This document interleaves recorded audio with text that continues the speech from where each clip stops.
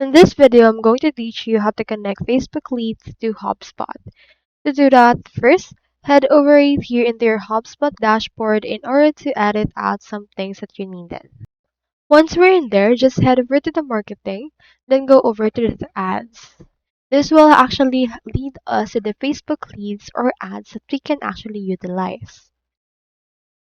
Once we're in there, just you can see right here the options for the performance. You can see the ads margins, summaries, and likes. So once you're there, you need to actually connect something. You can do so by clicking on the this create and you can add campaigns and likes.